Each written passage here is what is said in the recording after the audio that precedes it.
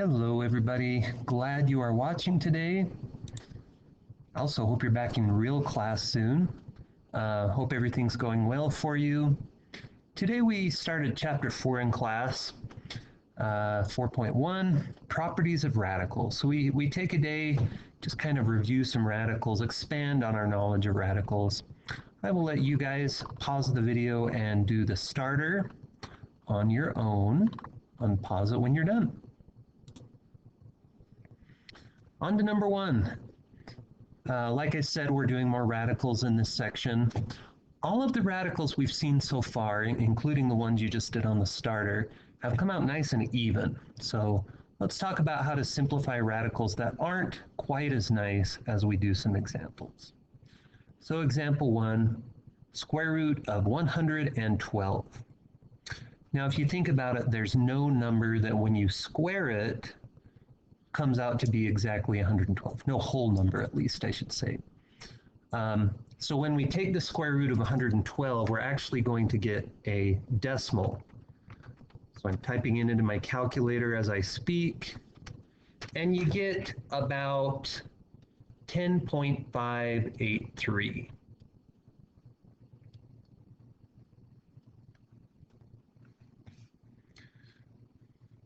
And you can double check yourself. If you have a calculator handy, you can do 10.583 squared, and it should be something very close to 112. It'll be a little off just because we rounded.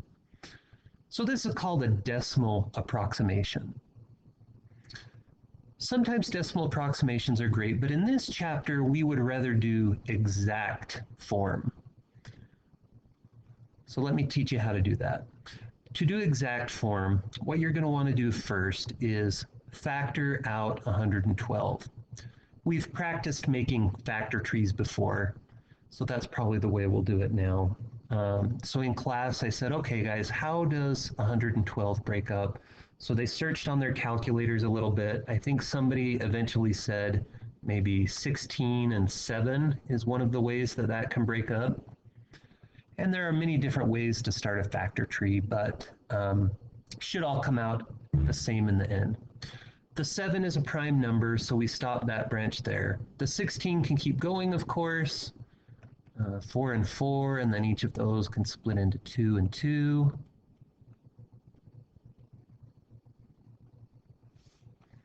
So really, the square root of 112 ends up equaling the square root of 2 times 2 times 2 times 2 times 7. Now what you're going to want to do is make some perfect squares out of this. So what I mean by that is if you take a group of 2 of these 2's, we can rewrite that as 2 squared. And we have another group of 2 of these 2's that we can rewrite as 2 squared. Still got that 7 hanging out in the back. One of the properties of radicals says that you can take each of these factors that you have now and you can kind of put them in their own radicals. That doesn't change the problem at all. Now you might be thinking, well, why do we do that?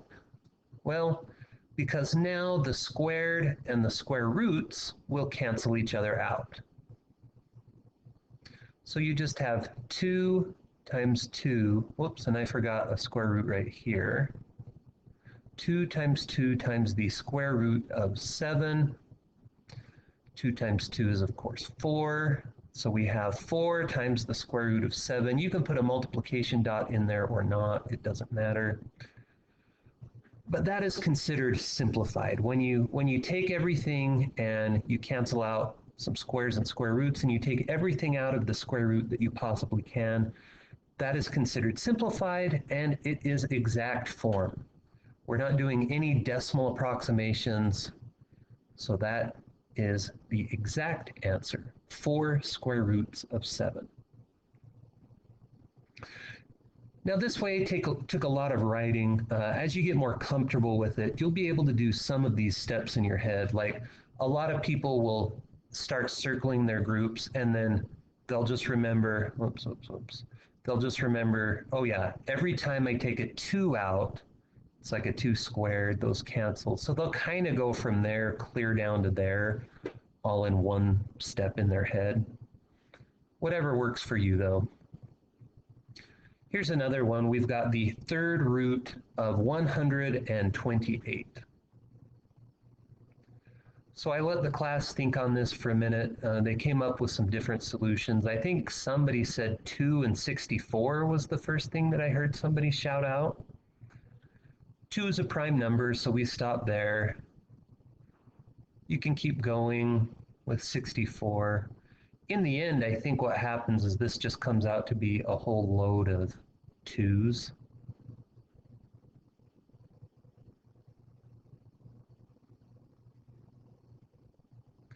One, two, three, four, five, six, 7 of them.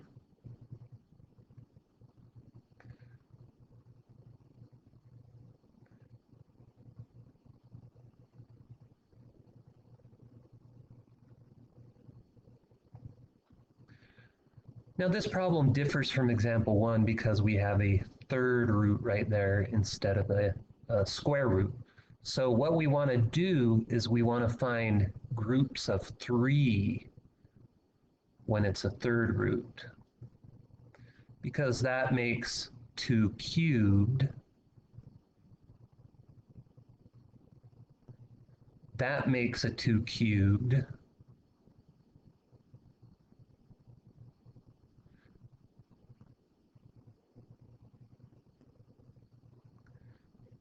The third root and the third power cancel each other out.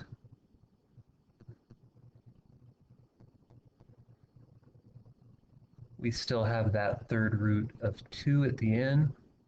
So we have 4 times the third root of 2. Over the years, I've heard different people make some kind of funny analogies with dating or going to a party. If you're going with a big enough group, then you can go out of the square root. If you don't have a group, if you're by yourself in this case, you have to stay inside the square root. You can't go out. So there's some different little funny things that I've heard people say over the years with that. Example 3. We have the square root of 20x to the third power. This one has variables in it, which we haven't seen before. But with the number part, you still do the same thing. So 20 breaks down into 2 times 2 times 5. You can also factor out the x cubed. It's x times x times x. This is just a square root, so we're looking for groups of 2 because those make perfect squares. Now, like I said, sometimes you don't have to write all those intermediate steps. You can just remember, okay, I circled a group of 2, that makes 2 squared. The square and the square root would cancel, so that just becomes a regular 2 outside of the square root. Same thing with the x's. I circled a group of x's, that'll become just an x outside of the root. So those are the things that could come out because they had big enough groups. Looks like I've still got a 5 and an x. Poor 5 and poor x, they could not come out tonight.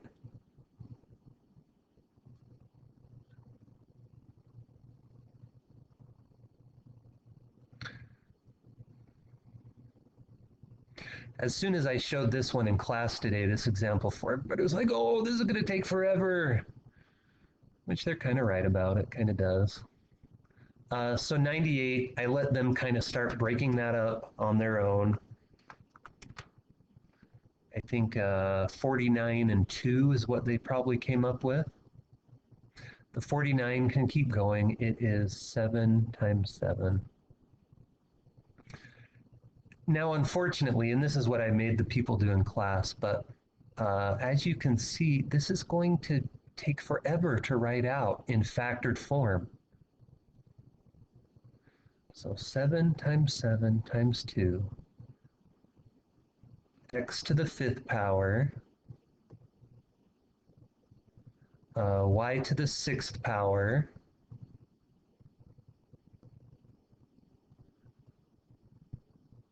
And I'll just come down here. We've got z to the 7th power. Crazy, right? 5, 6, and 7 z's. It takes a long time to write out, but it's just the same. This is a square root, so we're looking for groups of 2. There are a bunch of groups of 2 here.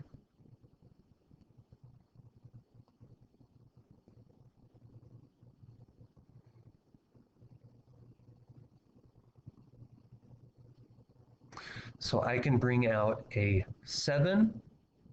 I can bring out an x times another x, so I'll just write it as x squared. I can bring out a y times another y times another y, so y cubed. And I can bring out a z times another z times another z, so z to the 3rd power. So all those things got to come outside of the square root. What's left? Well, I have a 2, I have this x right here, and I have a z. So 2xz. Those things did not have big enough groups to be able to come out of the square root. There is a little shortcut because it would be torture if you had to write things, roots that big the whole time.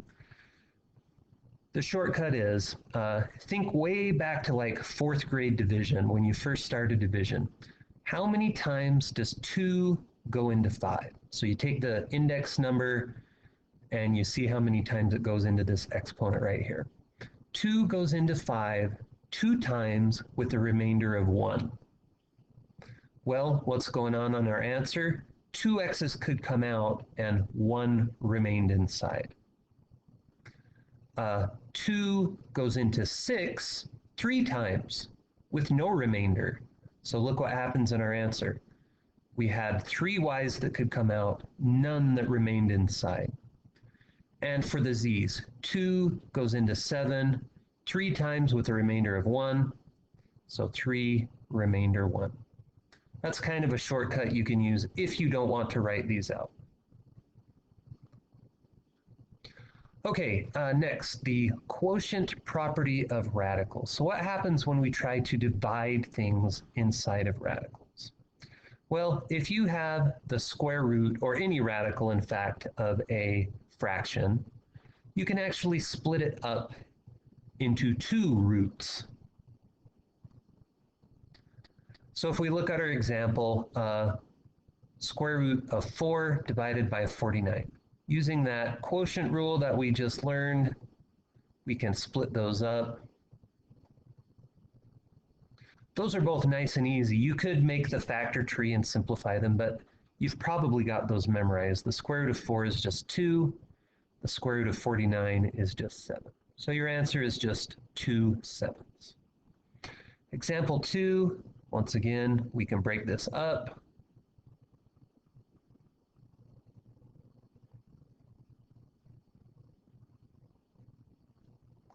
The square root of 100 is just 10.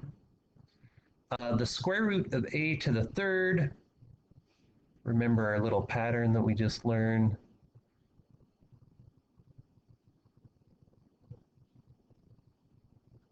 So a times the square root of a.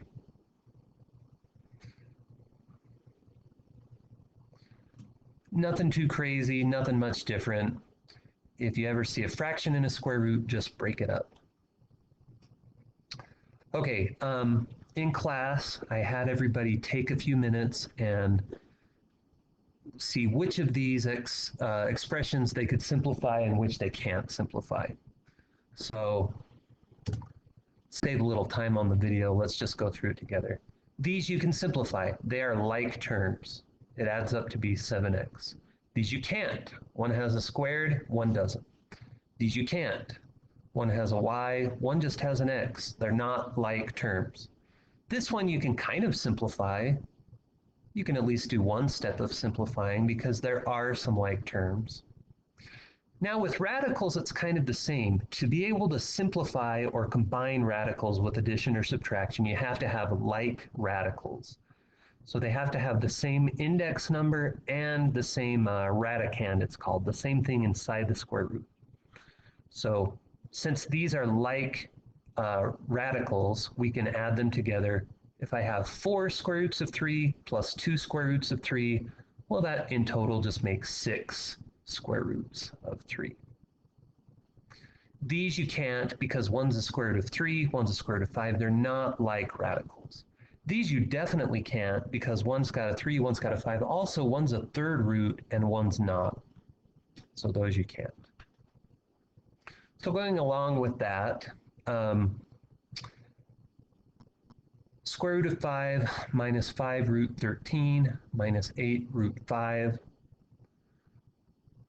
I see a couple of like radicals here. This is like 1 square root of 5. So 1 minus 8 would be negative 7 square roots of 5 minus 5 root 13 .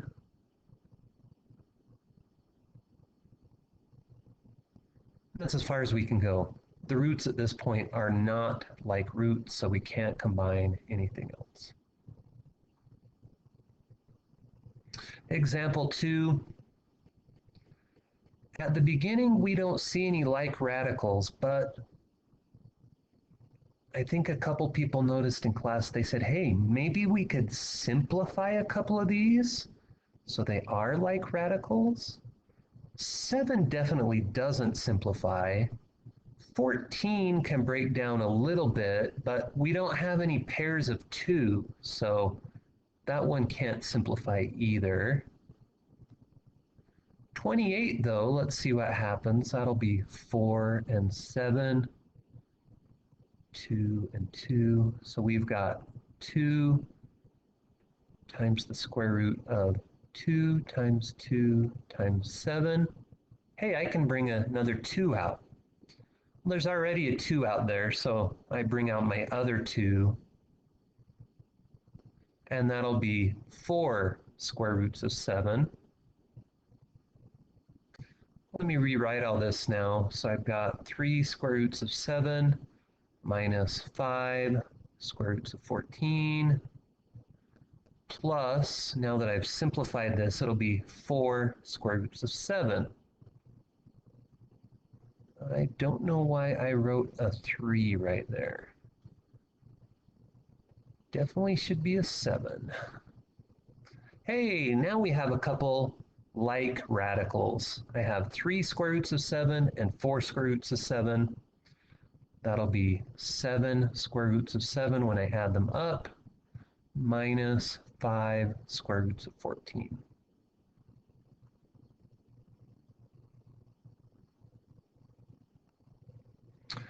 I think I'll cut the video off right here. It's already getting kind of lengthy. We'll finish the rest of this section on Monday. So we will see you Monday. Like I said, you are awesome, and I hope you're back in real class soon. Have a fantastic weekend.